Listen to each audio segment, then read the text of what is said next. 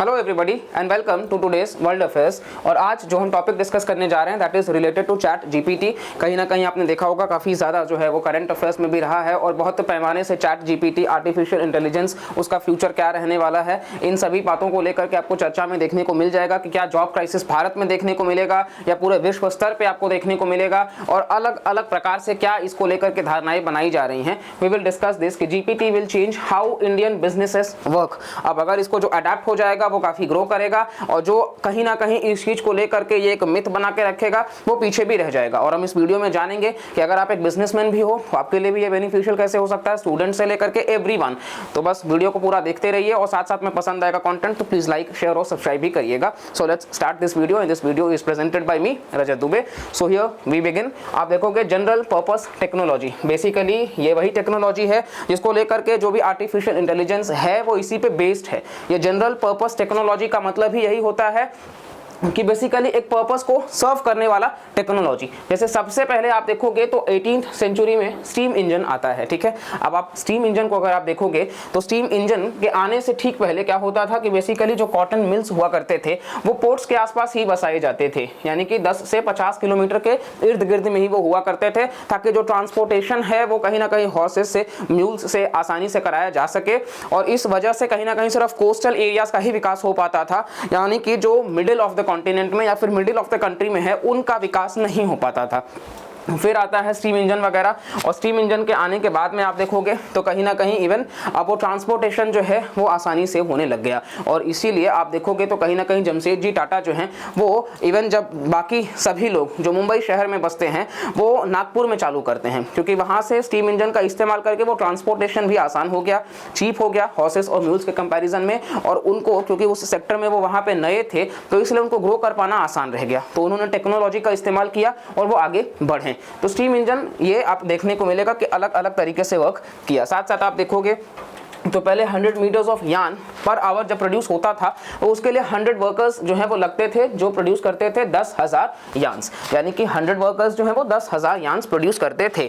लेकिन नेक्स्ट आप देखोगे तो 10,000 metres of yarn per hour basically आपको देखने को मिलेगा कि 2 वर्कर्स जो है वो प्रोड्यूस करते थे 10,000 यार्न्स। यानी कि जैसे ही स्टीम इंजन वगैरह जो है वो इंट्रोड्यूस हो जाता है तो जो कॉटन मिल्स हैं अब वो ज़्यादा प्रोड्यूस कर रहे हैं। यहाँ 100 मीटर ही हो रहा है, यहाँ 10,000 मीटर हो रहा है, ठीक है। और यहाँ 100 वर्कर्स लग रहे थे लेकिन यहाँ महज 2 वर्कर्स। तो बेसिकली आप देखोगे कि जॉब क्राइसिस आ गया क्या, क्योंकि उस वक्त जैसा ही ये इंट्रोडक्शन होता है तो ये माना जाता है कि अब तो मशीन जो है वो टेक ओवर कर लेंगी, तो कहीं ना कहीं इंसानों को जो है वो रोजगार नहीं मिलेगा। और आलम वैसा ही था स्टार्टिंग में, क्योंकि यहाँ पे स्किल्ड लोग भी हुआ करते थे, यहाँ पे इवन उतना स्किल की जरूरत भी नहीं थी क्योंकि मशीन अपना काम कर रहा है, सिर्फ धागे को देखना होता था कि धागा सही से काम कर रहा है या नहीं कर रहा है। हालांकि इनिशियली ये लगा कि जॉब क्राइसिस है, लेकिन इसके वजह से इतना ज़्यादा रैम्पेंट लेवल पे काम हुआ, कॉटन मिल्स का एक्सपेंशन हुआ कि ट्रेड हम जो है वो एक्सपोर्ट करने लग गए बहुत ज़्यादा यूरोपियन कंट्रीज़ को और बाकी सारों को। तो इस वजह से कहीं ना कहीं वापस से एम्प्लॉयमेंट अपॉर्चुनिटीज़ बढ़ा, लेकिन स्किल को जो एक्वायर करता गया टाइम एंड अगेन ह्यूमन हमारी जो इवोल्यूशन है वो इसी के हिसाब से है कि जिसने भी स्किल को पीछे छोड़ दिया वो विकास वहीं उसका रुक जाएगा। हम बाकी एग्जाम्पल्स भी इस वीडियो में देखेंगे। इसके साथ साथ आप देखोगे तो कहीं ना कहीं इंटरनेट का ही इस्तेमाल नहीं करने की वजह से ब्लॉकबस्टर जो है वो फेल कर गया और नेटफ्लिक्स जो है वो बूम कर गया। आज आप देखोगे तो नेटफ्लिक्स काफ़ी एक सक्सेसफुल आपको देखने को मिल जाएगा। इसके साथ साथ भारतीय जो राजाएं थे वो लैक कर रहे थे नेवल फ्लीट वगैरह, जबकि आप देखोगे जो ब्रिटिश और फ्रेंच हैं उन्होंने कॉन्कर किया दुनिया को जस्ट बिकॉज की नेवल फ्लीट का ही इस्तेमाल करके, और उन्होंने भी एक जनरल पर्पस टेक्नोलॉजी का इस्तेमाल किया 3 मास्टेड शिप का, ठीक है। तो इस वजह से आप देखोगे कि यहाँ पे जो ब्रिटिशर्स थे, ब्रिटिशर्स और फ्रेंच, वो कॉन्कर कर पाए और साथ साथ में जो भारतीय राजा थे वो उस लेवल पे सक्षम नहीं दिखे हमें। तो अगेन यहाँ पे हमने देखा एआई का इस्तेमाल उस समय के। इसके साथ साथ आप देखोगे तो बॉर्न्स एंड नोबल नाम की एक कंपनी है जो बैंकरप्ट हो चुकी। वहीं आप अमेज़ॉन को देखोगे तो ये कई सारे ट्रिलियन डॉलर की इकोनॉमी की कंपनी बन गई। तो अगेन ये एग्जांपल दिखाता है कि इंटरनेट का सही मायने में इस्तेमाल करना। एक बुक सेलर कंपनी अमेज़ॉन आज कितनी बड़ी कंपनी बन चुकी है कि इवन कई सारे देश का जीडीपी से भी ज़्यादा उसका अपने आप में टर्नआउट होता है। तो ये है इस्तेमाल करना सही समय पर, और उसको क्या है कि सही समय पर आइडेंटिफाई करके अपना बेस्ट करना। जैसे अभी आप देखोगे तो यहाँ पर आपको देखने को मिल जाएगा नैनो टेक्नोलॉजी का इस्तेमाल। नैनो टेक्नोलॉजी जब से आया है हॉस्पिटल सेक्टर में माइक्रो सर्जरी भी कर पाना आसान हो चुका है। इसके साथ साथ आप देखोगे तो नैनो टेक्नोलॉजी के इस्तेमाल से आपको समझ आएगा कि किस तरीके से हम ह्यूमन इवोल्यूशन को समझ पाएंगे, डिजीजेस को डिटेक्ट कर पाएंगे, बहुत प्रिसाइज वाला काम भी हम बहुत आसानी से कर पाएंगे। इसके साथ साथ आप देखोगे तो यहाँ आपके सामने आर्टिफिशियल इंटेलिजेंस का है कि किस तरीके से हमें इनिशियली जो ह्यूमंस हैं वो रोबोट्स क्या रिप्लेस कर पाएंगे। आप सोफिया रोबोट भी देखे होंगे, बहुत सारे तरीके से आपने देखा होगा कि रोबोट्स जो हैं वो इंट्रोड्यूस किए जा रहे हैं। इवन कई सारे जगहों पे जो है वो ह्यूमन वर्कर की जगह रोबोट्स को रख रहे हैं कि वन टाइम इन्वेस्टमेंट करेंगे, वो काम करता रहेगा। तो आर्टिफिशियल इंटेलिजेंस जो है, वैसे रोबोट्स भी एक चलाने वाला तो इंसान ही होगा, तो जाहिर सी बात है जो स्किल एक्वायर करेगा वही आगे रहेगा। तो ये हमने बात करी है। इसके साथ साथ आप देखोगे तो नेक्स्ट हम बात करते हैं बिटकॉइंस का। तो बेसिकली आप देखोगे किस तरीके से यहाँ पे ब्लॉकचेन टेक्नोलॉजी का इस्तेमाल करके, और इसका भी बहुत रैम्पेंट लेवल पे विकास देखने को मिलेगा कि ब्लॉकचेन से जुड़ा हुआ अभी क्रिप्टो करेंसी वगैरह का, तो इन सब में आपको पारंगत होना होगा। तो समय के साथ अपने स्किल में परिवर्तन करते रहना होगा। इसके साथ आप देखोगे तो वर्ल्ड इकोनॉमी की हम बात कर लेते हैं 1000 AD शुरुआत में, तो उस समय वर्ल्ड इकोनॉमी कुछ इतने आसपास का था, 210 बिलियन का।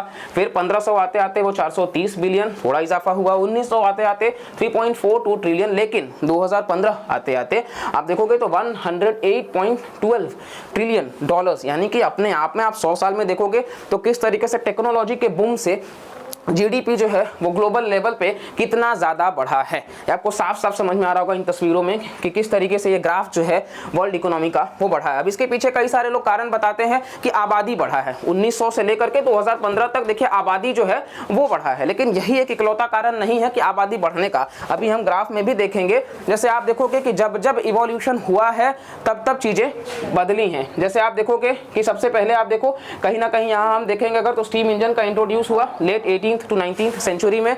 इसके अलावा आप देखोगे तो बाकी सारा फैक्ट्री सिस्टम वगैरह, रेलवे, यानी कि ये उस सेंचुरी से चले आ रहे थे। लेकिन जब 20वीं शताब्दी में हम आते हैं तो वहां पे आप देखोगे कंप्यूटर वगैरह आ जाता है, इंटरनेट आ जाता है, बायोटेक, नैनोटेक, और इसी के साथ साथ आप देखोगे तो ज़्यादा से ज़्यादा मतलब एक सेंचुरी के अंदर, वैसे तो आप देखोगे तो यहाँ हर एक सेंचुरी में एक एक टेक्नोलॉजी इंट्रोड्यूस हो रहा है इस चार्ट से आप देखेंगे तो, लेकिन आप 20th सेंचुरी में आप देखिएगा तो महज एक सेंचुरी में 4 से 5 टेक्नोलॉजीज, और इसकी वजह से ये जो हमने ग्रोथ देखा अभी वर्ल्ड इकोनॉमी का, वो बहुत बड़ा कॉन्ट्रीब्यूटर वो भी है इस चीज़ में, तो हम ये नज़रअंदाज नहीं कर सकते हैं। इसके साथ साथ आप देखोगे तो कहीं ना कहीं जो पॉपुलेशन ग्रोथ रेट है 1000 AD के समय में 300 मिलियन का था, तो वहीं 1900 और सीधा आप 2020 में देखोगे तो 8 बिलियन के आसपास जो है वो आबादी था। तो आबादी बढ़ा है उसमें कोई डाउट नहीं है, लेकिन वो आबादी जो है स्किल एक्वायर किए हैं, और साथ साथ में जो उनका रिलेक्टेंसी था आर्टिफिशियल इंटेलिजेंस की तरफ, उस चीज को वो दूर करते गए हैं।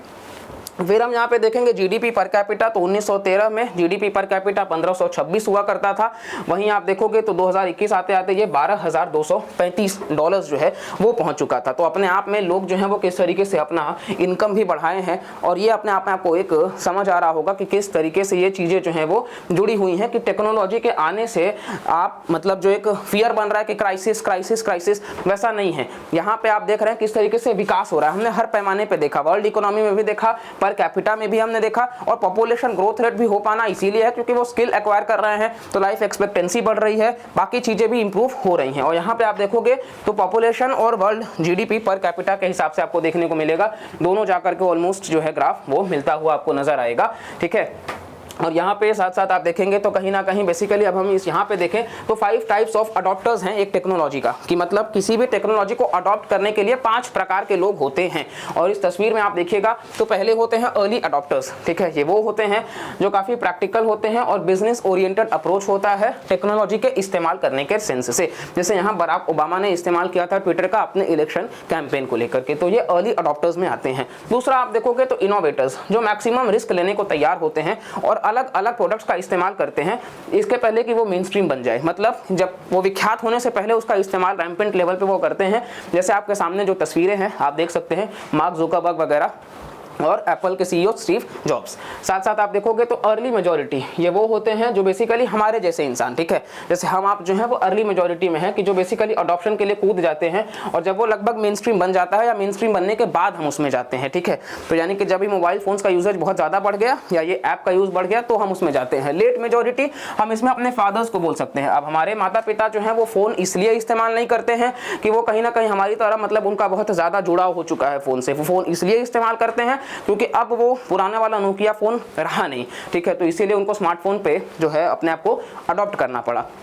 और फिर आते हैं लैगार्ड्स, जैसे हमारे ग्रैंड पेरेंट्स। अब वो जो हमारे ओल्ड ग्रैंड पेरेंट्स हैं तो वो क्योंकि बहुत मतलब उनका सेंचुरी का जनरेशन में फ़र्क है, इसके वजह से वो टेक्नोलॉजी में अडेप्ट करना बहुत मुश्किल हो जाता है। हालांकि इस 5 में से आप देखेंगे तो यहाँ जो अर्ली अडॉप्टर्स और इनोवेटर्स है इन्हीं को बेनिफिट मैक्सिमम मिलता है अगर कोई बिजनेस ओरिएंटेड से सोच करके चले। तो इसीलिए हमें उस कैटेगरी में जाना है कि हम ज़्यादा से ज़्यादा जो है चीज़ों को समझ सके और जल्द से जल्द उस पर हम पारंगत हो सके। जैसे यहाँ पे आप देखोगे तो एनेबलर्स और यूजर्स जो है इसकी हम बात कर सकते हैं। इग्नोरर्स तो पूरी तरीके से इग्नोर कर देते हैं, लेकिन हम एनेबल कर सके और हम यूज कर सके, इस प्रकार से हमें टेक्नोलॉजी को रखना है। साथ साथ आप देखोगे तो कहीं ना कहीं अलग अलग विंग्स भी होते हैं। रिसर्च इंस्टीट्यूशंस काम करते हैं, इन्वेंटर्स वगैरह, रिसर्चर्स वगैरह, यूनिवर्सिटी, इन्वेस्टर्स और वेंचर कैपिटलिस्ट वगैरह भी होते हैं कि बिजनेस को सपोर्ट करने के लिए।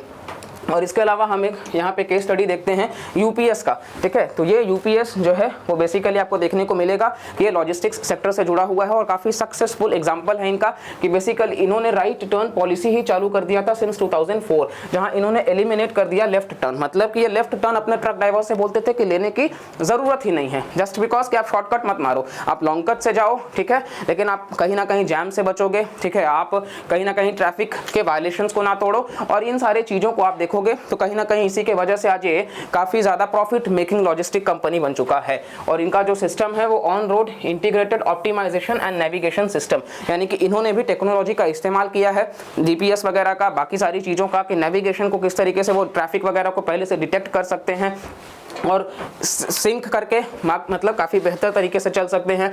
तो ये यूपीएस जो है वो आप देखोगे वर्ल्ड वाइड सर्विस जो है वो बहुत रिमार्केबल लेवल पे देता है और उसका एक प्राइम एग्जांपल हमने ये देखा है। और इसके सक्सेस से आप देखोगे तो ये सक्सेस इसका इतना बड़ा है कि इसने डिस्टेंस वगैरह कम किया अपना लेफ्ट टर्न पॉलिसी को एलिमिनेट करके बाई 7.5 लाख किलोमीटर के आसपास से। इसके साथ साथ आप देखोगे तो बेसिकली इन्होंने लगभग 1,90,000 लीटर ऑफ फ्यूल भी बचाया है और साथ साथ 20,000 metric ton of carbon emissions को भी कम किया है। यानी कि आप देखोगे तो इन्होंने पैसे भी बचाए हैं, एनवायरनमेंट के लिए भी काम किया है, मतलब इकोनॉमी और एनवायरनमेंट दोनों को बैलेंस करके इन्होंने काम किया है। तो ये आप देखोगे कि कितना बेहतर ये एक एग्जांपल हमने कवर किया है इस टॉपिक से। खैर बाकी जो चर्चा चल रहा है आर्टिफिशियल इंटेलिजेंस का, तो कहीं ना कहीं आप देखोगे तो ऐसा नहीं है कि जॉब जो है वो खत्म हो जाएगा। जाहिर सी बात है जॉब आएंगे, अपॉर्चुनिटीज आएंगी। चैट जीपीटी आया है तो उसको यूज करना आपको सीखना होगा, स्किल एक्वायर करना सीखना होगा। समय के साथ परिवर्तन ही सबसे बड़ी चीज है और वही चीज आपको अडाप्ट करना होगा। हर समय हमने देखा है कंप्यूटर्स भी आया तो एक र्यूमर होता था कि कहीं ना कहीं जॉब चला जाएगा, लेकिन कंप्यूटर्स आने के बाद जॉब बढ़ा। हाँ, वो आप अलग कह सकते हो कि सेकेंडरी सेक्टर से शिफ्ट हो गया टर्शियरी सेक्टर पे, तो वो आपको बदलाव देखने को मिल सकता है। उसी तरीके से इंटरनेट यूजेज भी आया तो भी एक था कि कहीं ना कहीं मतलब हर चीज का प्रोज एंड कॉन्स है, लेकिन वो बैलेंस होना जरूरी है। और हम as a smart viewer, as a smart आपको हम जो लर्नर बनाना चाहते हैं, तो आप इस टेक्नोलॉजी को ज़्यादा से ज़्यादा अडॉप्ट करिए, हर चीज़ को समझिए कि उसका प्रोज क्या है, कॉन्स क्या है, और उसके हिसाब से आप चीज़ों को लेकर चलिए। आर्टिफिशियल इंटेलिजेंस का अगर हम इस्तेमाल करते हैं, चैट जीपीटी का अगर हम इस्तेमाल करते हैं, तो हमारे अपने ग्रोथ के लिए वो बहुत बेनिफिशियल रहेगा।